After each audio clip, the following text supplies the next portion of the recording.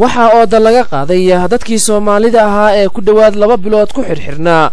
laanta socdaalka ee dalkan Yemen gaar ahaan magaalada Tan Sanca. dadkani xirxirnaa ayaa waxa ay ka koobnaayeen ku dhawaad qoysa halka 24 qoys ka mid ah qoysaskaasi loo kaxeeyay xerada qaxootiga Al-Qarz ee ku taala gobolka Laxaja 16 soo harayna ay halkaasi ku sii sugnaayeen ilaa iyo markii dambeeto ay kaliftay in halkaasi laga soo sii daayo. dadkani ayaa intii ay halkaasi ku xirnaayeen ay la kulmeen dhibaatooyin dhanka nolosha iyo caafimaadka taasoo ay kaliftay markii dambe in gaajo darteeda halkaasi laga soo saaro. dadkani Soomaalida ay halkaasi ku xirnaa ayaa halkaasi waxa ay kala soo kulmeen dhibaatooyin naxdin leh kadib markii ay aad u soo adkaatay dadkani xaaladooda ayaa askartii meesha joogtay ay markii dambe dadkani oo ay ka soo qaadeen oo markii dambe la keenay xarunta horumarinta qaxootiga Soomaaliyeed ee loo yaqaan guddiga iyaga oo waxba haysanin iyo waxa ay caruurtooda siiyaan. hal habeen ay dadkaasi halkaasi seexdeen isla subaxnimadiina dibadda ayaa looga soo saaray xaruntii markaasi ay soo maciinbideen. taasina waxay kaliftay inay hordegaan dadkaasi xarunta guddiga hortiisa. dadkani ayaa caruurtooda ay ku quudinayeen caruurtooda rootiga caanka ee loo yaqaan kudinka oo ay biyo cad ugu qoynayeen oo xitaa heli waayay waxay ugu qoyaan. dhibaatada ugu weyn ee dadkani haysata ayaa waxa ay tahay cunto la'aan iyo hoy la'aan iyo meel ay ku laabtaan oo aanu jirin. haddaba waa kuwan qaar ka mid ah dadkaasi. 2 bilood oo waashin jawaasad ku jirnay shala subax markay 3 bari ka hor waxaan ka dalbanay jawaasadka hadaan qofnay imaan oo nagu yiri subhana billahi qasran billahi qofnay idin maqneen dadkiina idin maqneen dadna idin maqneen wala yoona idin maqneen wala Soomaaliya idin maqneen siniin oo minin ku noolaada xerada ku jirta hangarka ku jirtiin hangarka ku jirna anaga waxaan ku cunayna kudun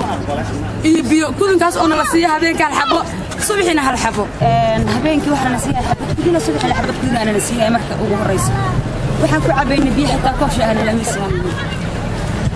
marka intaas meesha ku xirneed xabada kudinka miyaad ku nooleedeen? waxa labaysa waxay yiraahdeen UN mas'uuliyadka UN 24 saacan telefoonina noomana soo jawaabdo waxa la waxay dalka ka leedahayna malaha. umada Soomaaliyeed meel walba ay joogaan dalka iyo dibadda waxa ka codsanayna degdega inay ka soo diyaaraan. dhibaato aad iyo aad u weynanaysa. ruux shabaab ee shaqaysan kara ee xay ah ma jecla nafsadiisa inuu ku xayiro 2 bilood oo maamulad حكومة عن محرم كذي جوجين برضو مال بقى نقول حريق ليش هذي نقول حريق بيلان تبعتب بدل محايا لان كلكم تي الله تي هذا الشيء بيا نبان وح كلا بان تي ترهنا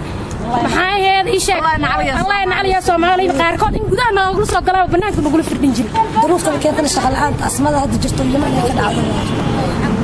waxaan mataxida ama Baghdad joogna askaraana oo keen waana la waday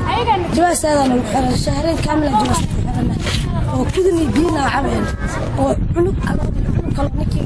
faralo ku haysta walaalni ii joogin daruuftasan uu kala fitnaa meeshan. okay maxay tahay hadda meesha wax ka soo baxdeen yaa idin ka soo saaray